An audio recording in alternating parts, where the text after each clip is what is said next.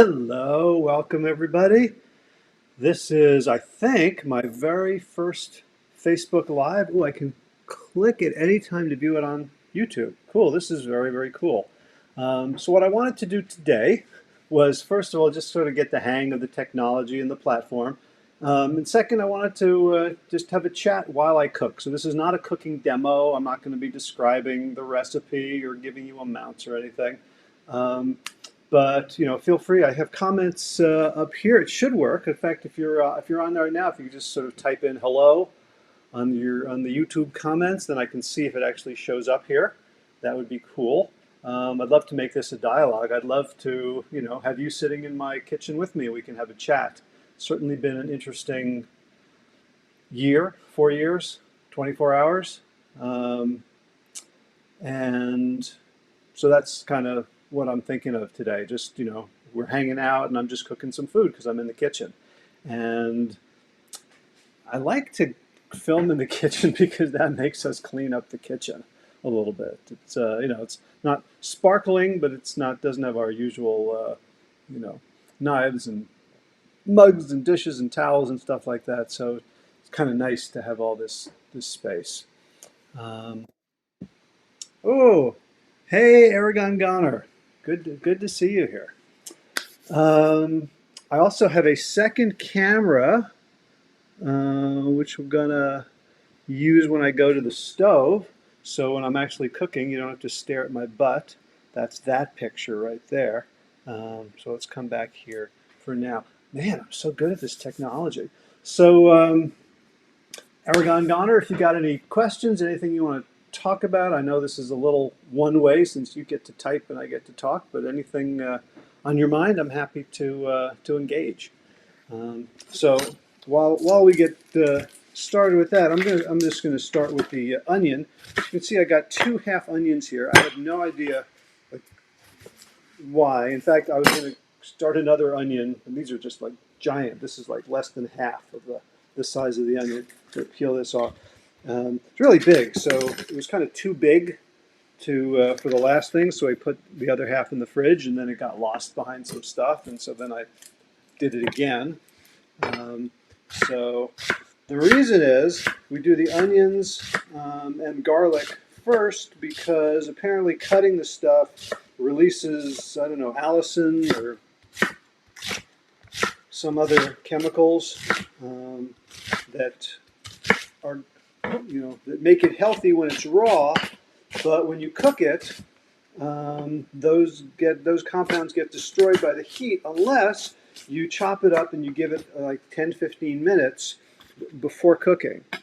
So I learned that from the Elvis Costello song, "Out of the Sun."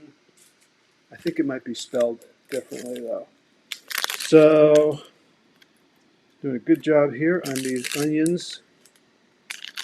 This works so much easier when I'm not being filmed. It'd be like off, but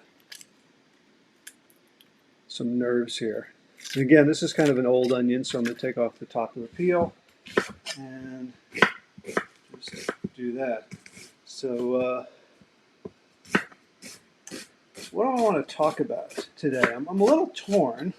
I had a kind of a topic in mind yesterday when the world was seemingly more normal. It feels a little weird to just jump right back into health behaviors the day after a violent attempted coup of the only country that I've ever been a citizen of. I know my mother's family came from Europe. My mother was born in Vienna, Austria, and she had to escape the country after a coup there in 1938. Actually, historically, a less violent coup than the violence we saw yesterday. It was pretty damn bloodless there. The Nazi German army marched in, and apparently most Austrians were very happy. And my mother, being Jewish, was kicked out of school the next day. saw all her teachers and classmates, whom she thought were her friends, wearing Nazi armbands. So, I've kind of got that in my consciousness. The idea that a seemingly civilized nation can fall apart pretty darn quickly. And I'm keeping my eyes wide these days. I'm not taking anything for granted. I'm not taking my neighbor's remaining persisting Trump signs for granted. It feels important to kind of know who your friends are, to know where people stand, especially now. It's really hard for anyone to say they don't understand what's going on and they don't understand the implications of the current political mess. Aragon, it was a sad day for America. Yeah, it certainly ripped the mask off for a lot of people. Um, so but I'm not an expert on any of that. Um, I will say, like, if you've been feeling gaslit, like the last 4 years clearly have led up to this. I've heard people say that they were shocked but not surprised. In fact, when you kind of connect the dots going backwards, it's kind of hard to even be shocked. But then again, I guess it's shocking how easily things can seem to become normal. So I'm hoping that today um, we will lose this illusion that things are normal, right? I just did a podcast, released it I think 2 weeks ago, on improvisation, which might seem like the most trivial thing to talk about right now, but he's really talking about how to navigate a turbulent, uncertain life. Right? Do you think 6 garlic cloves is enough? I don't know. The words garlic and enough don't really go together in sentences for me. Um, what the hell was I talking about? Oh, improvisation, right?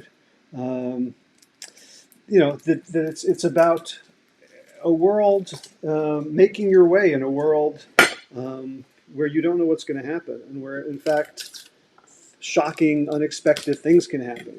How do we navigate in that world in a way that that serves us, that serves others, that keeps us free to act rather than locked into behavior patterns. What I'm seeing in America now is a kind of polarization that removes degrees of freedom. That each step creates an inevitable counter step, um, and the power in a situation like that comes not necessarily, in some cases, when it gets too bad, the power is in brute force.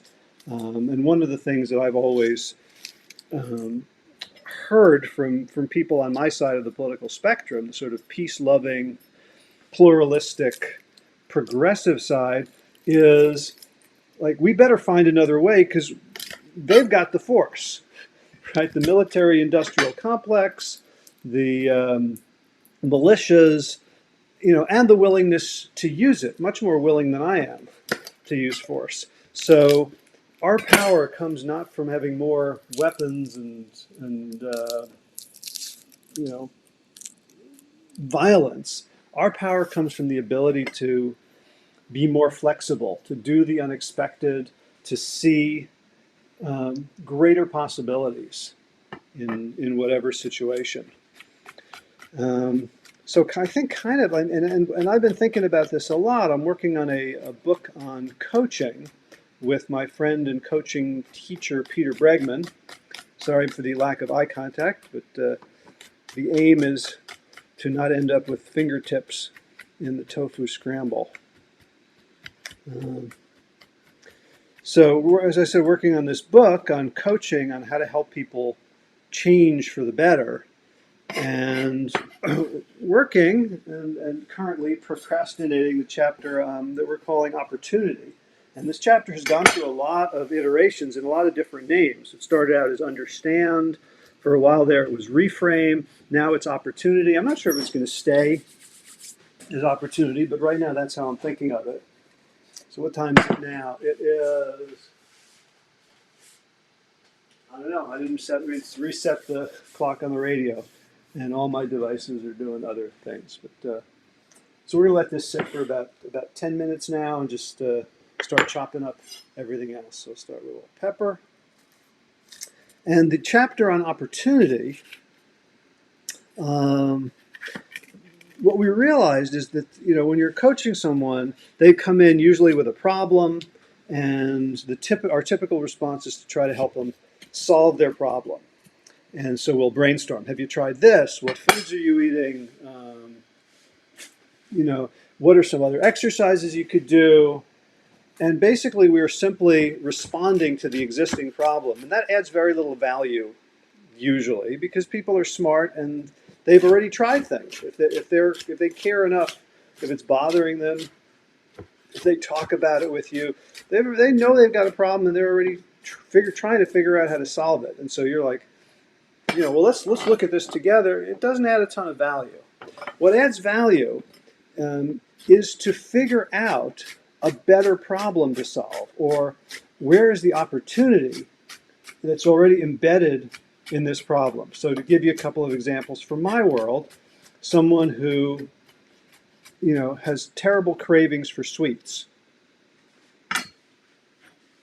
So that's their problem, or the problem is like I'm out of control, I'm overweight, I don't like my blood glucose. What do we do about that? And so the question, where's the opportunity there? And there could be a whole bunch of opportunities there, right? So one question you can ask, and I get this from psychiatrist and therapist Gabor Mate, like, what's good about your problem? So you can ask, what's good about eating sweets? And you say, well, nothing's good about it. It's bad for me.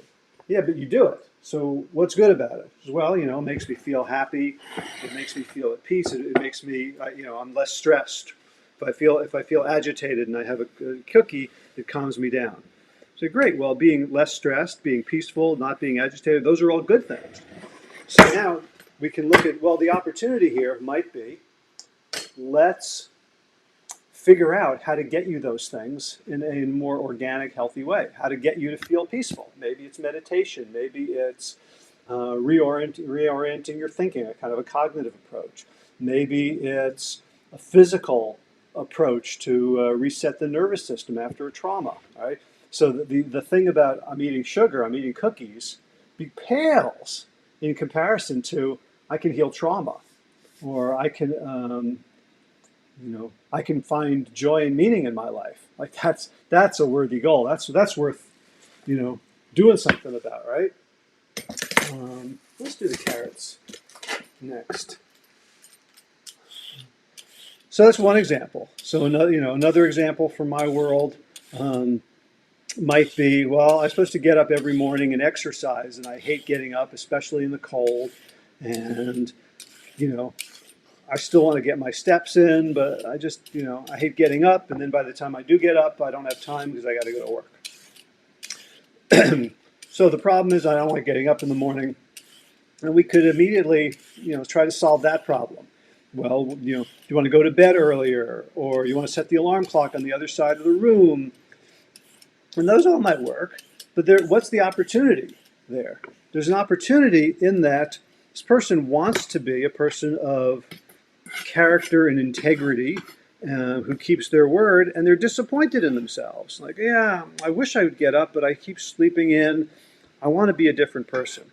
So now this not getting up in the morning actually becomes an opportunity to practice this new way of being, to practice how to, focusing on, again, not putting fingertips in the scrambled tofu. There we go. So I can now see the morning, the thing I hate doing, as like weightlifting for my self-discipline, which will give me a much greater sense of satisfaction. Like, wow, I'm the kind of person who gets up and does what I should do. I get up and I do my morning exercises even when I don't want to. Like, you do that for a while and you can attain a real sense of pride. I don't know if I want to put these. No, no. I'm going to add the mushrooms to this, but the bok choy, just why not throw in greens? I mean, they cook down so small. So now just do a few mushrooms, and meanwhile, the onions and the Allisons are running around. I think that should do it. It's about half a pound, I'd say. So that's where my head's been, thinking about where's the opportunity in whatever situation. And so I think it's a useful thing to ask right now for our country and for each of us individually, like, is there an opportunity here to create something greater? So, a couple of months ago, I broadcast, 2 months, maybe a month and a half, 2 months, broadcasted a podcast with Tyson Yunkaporta, who is an Australian Indigenous artist, academic, activist, and he looks at Western civilization from an outsider perspective. And he's very convincing. If you haven't listened to that podcast, go to plantyourself.com, search for Tyson, Tyson, and there's two of them. Either one or both are worth your time, I think. And he talks about civilization, like all of civilization, everything that happened since we started living in cities. City in Latin is cives. So civilization literally means, city living. That's everything that's happened since we stopped being essentially hunter-gatherer or horticultural tribes is a self-terminating algorithm that basically we think we're flying higher and higher and higher. We're getting better and better, more and more technology, more and more wealth. You've got the Steven Pinkers of the world saying, look at all these statistics. Things are getting better and better and better and better. And from Tyson's perspective, we are just an airplane that took off with no lift, no engine, and we are free falling towards the ground. But we're going really fast, and it's a really fun ride. And there are those of us who are looking down and saying, hey, you know what? Looks like the ground down there, and it's coming closer. And we can talk about, global warming. We can talk about dead zones in oceans. We can talk about deforestation of the lungs of the planet, of the Amazon and other rainforests. We can talk about chemical pollutants. We can talk about factory farming.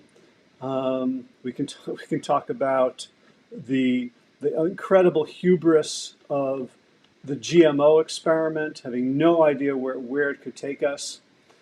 And it's pretty easy to see when you're willing to look that we're heading for the ground. All right? So if you don't take that view, if you're like everything's great, then what happened yesterday and what's happened over the last 4 years, and right, this is like an aberrant abomination, like this, right? It's like what's happened to America.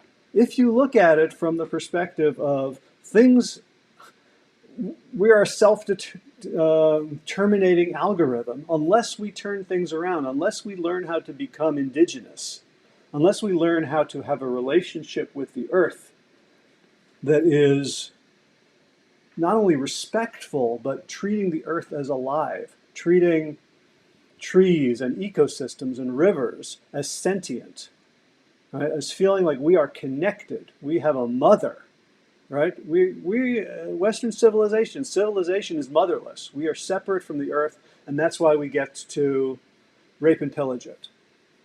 Imagine a civilization that believed the earth was their mother, in a literal sense, drilling for oil, or fracking, or doing, mountaintop removal for coal. This is like the giving tree on steroids. Like, come, take what you want, kill me, destroy me. right? That can't happen. So, I love my computer, my camera, all my fine, fancy gadgets. The internet is amazing. And yet it's all being fueled by basically a taker mentality. If you've read any of the Ishmael books, sort of the takers and the leavers, we are takers. We take whatever we want, and that's where our civilization is. So given that, where's the opportunity of yesterday, of today, of the next while? Right? Is the opportunity simply to get back to where we were before Trump? Right? Oh, well, great. We had Obama. He was, so cool and so collected and so smart and right. And when we look, going back in American history, we still haven't taken climate change seriously. We still haven't taken social justice seriously. We haven't taken environmentalism seriously. We haven't taken, right, the idea of this shining city on the hill, which Ronald Reagan, declared, like, look, America is the greatest. Um, but it's, hmm? I got some questions. Oh, cool. Fun time, Tan L. Hey, Tanya. Hi. Thank you for pointing that out. This is Mia, my producer, who's off camera today. What was I saying? I need a teleprompter to not for the next words, but for the last ones, so I can remember what they were. The Earth and the Takers. Yeah, no, something else. It'll come back. Um, Yeah. This is the part that I really like the least in making the tofu scramble is like actually so cold. It's like wet, and then I have to take the tofu chunks and I crumble them. You'll see. I'll move to the other camera when I do that.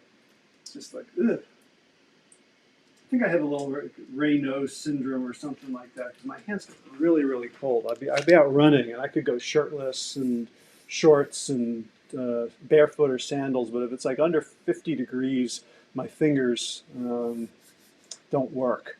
Remember, I was running on the tobacco trail. Gosh, this is like the first year that I was seriously running. So like it probably was like December 2016, and it was like snowing, really cold, like mid 20s, and I was wearing gloves, like serious gloves. My hands were so cold. Um, my shoelace came untied. I could not tie my shoelace, and it was like flopping. I was like 8 miles from my car, so I'm standing there, and I'm kind of a Wim Hof guy, and so I don't have, just shorts and a t-shirt and freezing hands, and I can't go anywhere, and I'm on the trail, and there's nowhere else to go. And I have to warm up my hands to tie my sneaker so I can go home. And unfortunately, the only thing I could think of to do was to stick them down my shorts and just sort of stand there. And this is a public place, and like people are running by, and like women are looking at me like, oh, geez, what a pervert, what a creep. And I didn't think I could say, hey, excuse me, would you mind bending down and tying my shoe from that place? So, yeah, my hands get really, really cold. So, says David Suzuki's new podcast about getting back to indigenous cultures. It's fantastic, only 5 talks long. Ooh, I will check it out. Yeah, I've been really immersing myself in public figures who are indigenous, who speak from an indigenous perspective, including I've just discovered the poet, activist, musician Lila June Johnston, who, if you have a chance to look up on YouTube, her poem Hojo, H-O-Z or Z, H-O, Hojo. You can just Lila, L-Y-L-A, Hojo. You'll find it on YouTube. It is stunning. And I was just told to read the book Initiated. I'm blanking on the name of the writer. But yeah, we like, who are we going to listen to fix this planet? Are we going to listen to, other people who are also in airplanes heading straight for the ground, or people whose cultures have thrived, sustained in relation to the Earth for thousands of years? So I'm a pretty pragmatic, gotta prove it to me, science oriented guy. And when I talk to Tyson, who talks about the rocks being alive and having spirits and consciousness, there's a part of me that doesn't grok that. It's not part of my worldview. And yet I'm I'm humble enough to say, you know what? That works. And me seeing a rock and just figuring out what kind of metal or ore or petroleum product I can get out of it, that certainly isn't working for us. So what's the opportunity here? We have a nation that looks basically like, I hate to say it, but like Nazi Germany in the 1930s, or just or early pre-Hitler, or first years of Hitler, when the communists were taking him as their tool to crush you know, that he was going to show the bankruptcy of the right, and so the trade union movement, the communist trade union movement, could become ascendant. And you've got a small percentage of the population that adores the Fuhrer, adores the authoritarian, violent psychopath. You've got a fairly large minority of the population, or maybe even 50%, that is against. And then you've got your 40% who go along, who, right? And the more the fighting, the more the argument happens, and the more we demonize that 40%, they can join the 10%. And then you get a majority. And that's when you get 70 million people voting for someone who told us exactly who he was. And what's the opportunity right now? How, are we going to have to bring it crashing down? That's the basic question. Like, civilization is unsustainable. So it's either going to collapse of its own weight, like that plane free falling off the cliff, going to hit the ground. And that could be, whether that's, this is like a really fun conversation, isn't it? We're making tofu, talking about Armageddon. So let me flip to the other camera.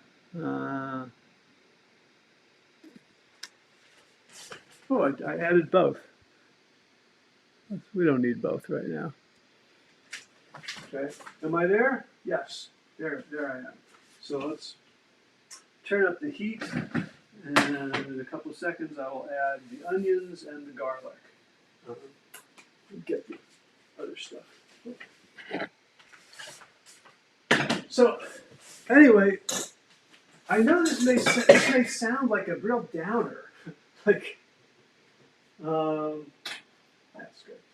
It may maybe it may sound like I'm talking like really pessimistically, but I'm actually not, because like my base assumption is this civilization is self-terminating.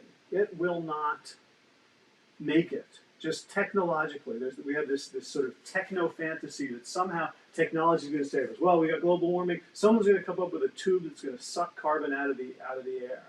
Or the internet, like the more internet we have, the freer everything is. Well, you know what? Take a look at China and how free the internet and surveillance has made that population, where the Uyghurs are forced to carry around cell phones with spyware on it, so the government knows where they are at all times. And if they don't have a phone, they're suspect. If they don't have their phone with them, they're suspect. And if they're not posting, they're suspect. So, right, all these things that we think are human solutions to human problems tend to create the next generation of problems. So that's my baseline. And I think we have created a civilization that is not going to survive. It's not going to. We are not going to survive as we are. And so, from that perspective, what I want for us is a soft landing. So that means a couple of things. One is it means a whole bunch of experiments because we don't know what that soft landing will look like. We don't know what could come next. We're certainly not going to go back, I don't think, to hunter-gatherer, to pastoralist, to 700,000 humans spread out over the earth so that no matter what we do, our footprint is too light to actually destroy anything. That's not going to happen. There has to be something that comes next. Right? It'll probably have some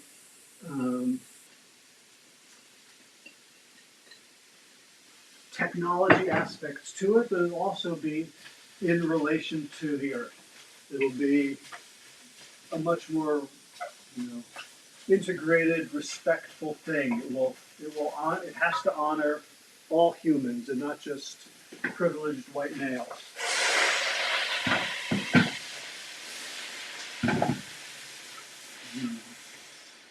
You know how good this smells, right? It smells really good. So we're going to keep it from burning, stir it a little bit. So lots and lots of experiments. That's why we moved out here to the country. We've got our sort of a half acre under cultivation. We're always trying new things, trying to see how can we regenerate this land. This land was pretty darn depleted by the time when we got here. You want to come through? No. I'm just. Let's see if I can look into your pot. What? Look into my pot. Okay. Oh, okay. Right. So we're part of this this large back to the land movement. Lots of people trying to figure out how can we develop a better relationship with the earth? How can I grow more of my own foods? Do I need to spend less money on food shipped from California or Chile or China? Things packed in plastic. And there's lots of different experiments. I don't know which is the best one. I'm plant-based, so we're looking at that. We have neighbors across the street who have chickens and cows, and it's hard for me, but they're coming from a spirit of how can we be self-sustaining and how can we live more lightly as humans on the earth. So I'm certainly not going to, cut off possibilities because they don't, meet my standards. We don't know what our life could look like. But the second thing for a soft landing is we've got to stop sprinting towards the crash.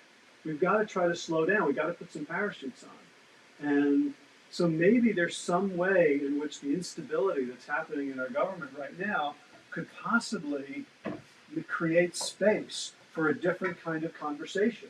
A conversation not about how can we increase GDP again and again and again. How can we have infinite growth on a finite planet? But maybe how can we have growth of a different kind, of spiritual growth? So one of my favorite ever, I don't know if it was a TED Talk or it's beautiful. That's right. We want to focus on the beauty too, right? Not just the. There's a British advertising guy named Rory Sutherland who gave a talk, and this was back in the day when I was an ad man myself. That was my business. I was an internet marketing strategist. And he gave a talk about what we really want to increase in our customers is to get them to buy things is not their greed, but their sense of wonder. And we can't keep selling more and more stuff to people. We've got to then instead sell better lives, better experiences. So one example he gave was the Channel had opened, the Channel Tunnel, which is an underground railway tunnel between Brighton and Calais, or Dover and Calais, some British city and the city on the coast of France. And and they spent billions and billions of pounds and euros on this thing over years and years and years to get it to go faster, because people wanted to be able to get between London and Paris in an hour and a half, and right. So everything was about getting it to go faster. And he thought, what if instead of that money, instead of the 20 or 30 billion pounds, let's say, that they spent, you spent 500,000 pounds a year on really good wine served by gorgeous supermodels, men and women. As you know, you hire the hottest people you can find, and they go around serving you really good wine. Then you wouldn't mind spending 5 hours on it, right? So instead of always trying to improve, always trying to make something, faster, more efficient, bigger, richer, work on experience. See if we can create a, a world, a society of greater and greater connection. What do we want? Like, think about the person who's binging. What have I got here? You want me to talk about it? It's Tony Chachery's Creole Seasoning. If you're watching, this is all you, man. Can you show people the picture better? Show people the picture?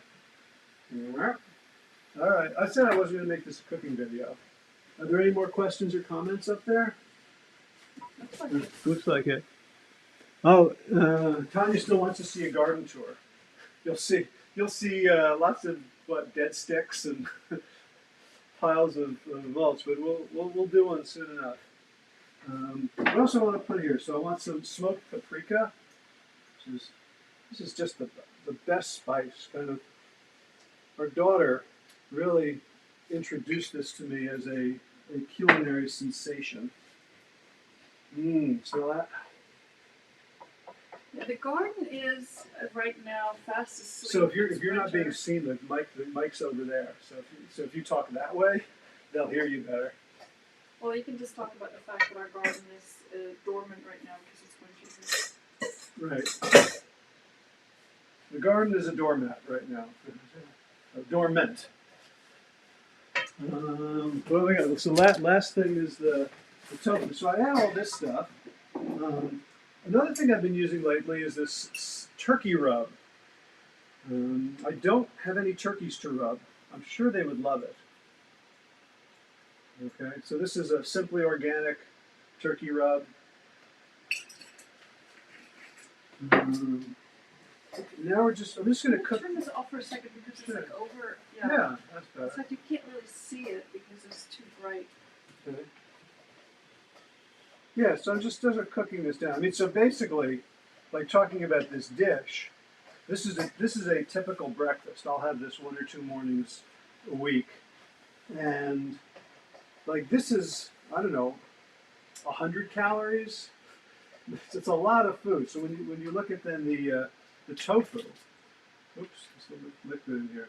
So there's 130 calories. So this is about 130 times 5 is 13 times 650 calories in this whole thing of tofu. So say 750 altogether, and this makes like what four full meals maybe.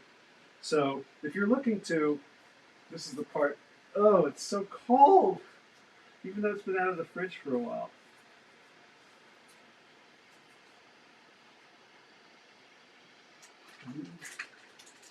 And the other half.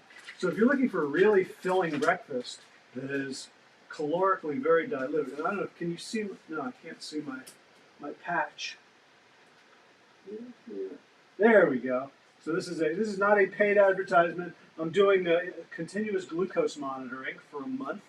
I did a podcast that's just released it the other day with Dr. Casey Means of Levels Health, and she convinced me that it'd be really good to know. This is one of the dishes that really does not raise my blood sugar much at all. It keeps it very steady. And some of my other favorite breakfasts, turns out, actually does create quite a spike. Cooked oatmeal with bananas and blueberries, shot it way the hell out there, and I had to. I found that I would keep it steady with flax meal, with hemp seeds, sunflower seeds, pepitas, walnuts, peanut butter. That I needed actually quite a bit of nut and seed fat to keep my blood sugar from spiking. And I'm a whole foods, plant-based kind of guy. I'm like, no, low fat, 10% fat. And it turns out that for me, it seems like having a little bit of a higher fat, especially when I'm having a grain, a processed grain like oats, really important. All right, so use black salt? Oh yeah, black salt. Good idea. This is, remember, there's no such thing as too much and garlic in the same sentence. Yeah, right. So, actually, I got confused. I thought that was nutritional yeast for a second. I'm like, I was going to say, what on earth are you doing? Focus here. You didn't. This man does not like to measure. Black salt. Okay, first, little Louisiana.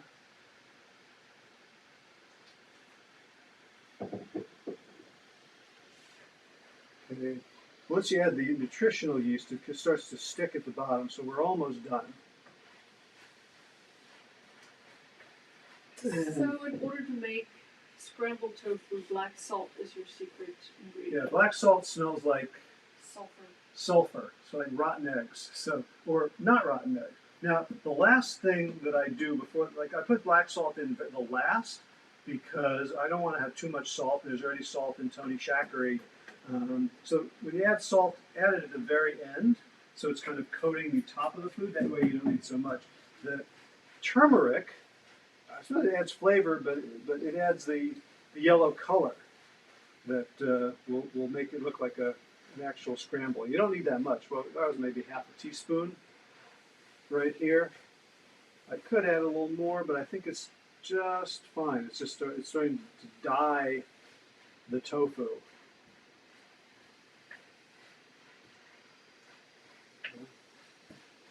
So now you know that I make this like once or twice a week. You can really be impressed at my commitment, seeing how long this takes. I never, what was I doing? Black salt. So black salt is pink. Why is it called black salt? Because when you put it in the water, it turns black. It does? Yeah. Can we try that? Absolutely. So I just get a clear glass. One of those little shot glasses. Little shot. Right. This is why we have shot glasses. Okay, so move this over. So we're going to take some of the salt here and put it in the shot glass.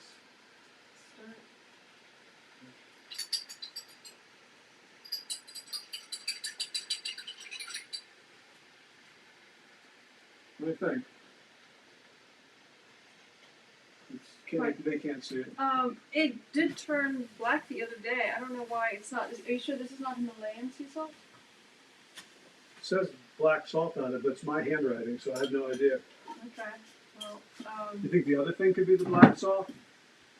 This is onion powder. You think this is black salt? What do you smell? Does it smell like sulfur? yes. Yes. It smells like an egg that's boiled. Boiled egg. Okay. Now it's sticking on the bottom here a little.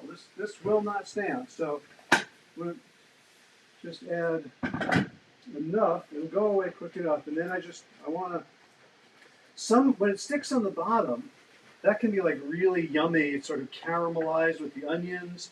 And as long as it doesn't start turning black, that can add a great deal of flavor. See, it's sort of brown, and see right there. So let that cook in a little bit, and then just sort of scrape it. You covered it on the zip for into the whole thing. Yeah? Yeah. Well, I haven't done the liquid smoke yet.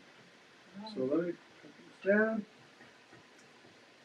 So there's a whole bunch of flavor profiles in here, kind of fighting for dominance. But on top of it all, I want to have this note, the smoky note. So I'm just going to put in 1, 2, 3, 4, 5, 6, 7, that many, because I do measure and count, despite what Mia says. There you go. Okay, so I'm just turn the heat down. turn the heat down, which you've already done. That's looking good. So now we're just going to take a while on the wok side. Okay, and we can go back to camera 1. There we go.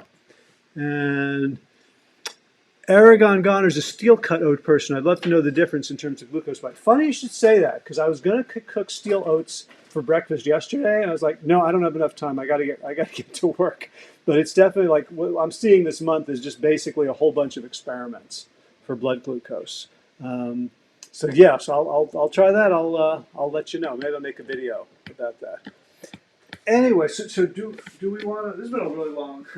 I thought this would take 10 minutes at most, but it didn't. It took much longer. So I don't know. You want to see a plate? Should we like sit down and eat? It's almost 45 minutes. Wow. Um, should we recap? Let's just recap. Like toss this. Um, so scrambled tofu. That's one thing.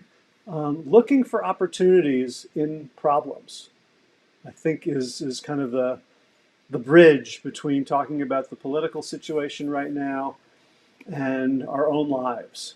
I think it's something we can do individually, we can do it collectively. As Peter Bregman was mentioning to me, like that's the skill of the entrepreneur. Like how do you think of the next new thing? Well, you look for a problem to solve. And so for entrepreneurs who are looking to start a new business, a new venture, the problem itself, you get excited when you see a problem. It's, oh, great, now I got something to work on. So yeah, this is a scary, tough time in the American experiment. And I think from the bigger picture of how can we create a sustainable world for all beings, I think there's opportunities here, and I don't know what they are. Right? This is about improv. It's not about predictability. It's not about strategy. It's about being open to new possibilities, about being more flexible. Whoever is most flexible. It's not survival of the fittest, it's survival of the most flexible. Whoever is the most degrees of freedom in a given situation. So my wish for all of us in these turbulent times is to discover new degrees of freedom, new responses, new hopes, new alliances, new relationships, new skills, new resources out of all of the deficits, all of the pain, all of the fear, all of the hatred, that we can birth something new. One of the first songs I ever learned was Solidarity Forever, which was to the tune of the Battle Hymn of the Republic, which I didn't learn until much later. So the Battle Hymn of the Republic was always to the tune of Solidarity Forever. My dad was a labor organizer when I was a kid, and so I learned all the songs. Apparently my first words were up with the wages, down with the bosses. And I'm surprised. I'm in my second half of my 50s, and I'm getting more and more radical every year, which wasn't what they said was going to happen. I think the third verse of Solidarity Forever, the third verse that we sing, I think is like 20 verses. In our hands we hold a power greater than their hoarded gold, greater than the might of armies, magnified 1,000-fold. We can bring to birth a new world from the ashes of the old, for the union makes us strong. So I hope we don't have to wait till we get to ashes. I hope we can take the building blocks, the intact building blocks of this civilization, get shocked by what happened yesterday, recognize that we need light and love. Yes, we need courage and boundaries and consequences and accountabilities, and we need light and love. And maybe we can bring to birth something even better than the democracy we thought we had. So thank you everybody for watching. Thanks for the comments. This is my first one. Those of you who are watching later, thank you as well. If you want to give this a like, that would help me a lot. And if you want to subscribe to this channel, I do frequent short little videos, tips about how to make positive change in your own life. I post whenever I do a Plant Yourself interview via video, I'll post that here as well. And you can get notified of all that by clicking the subscribe button. All right. thanks everybody. It was great seeing you, Aragon Goner and Tanya, and to everyone who's watching who didn't make yourself known. Thanks all as well, and I'll see you guys around. Take care.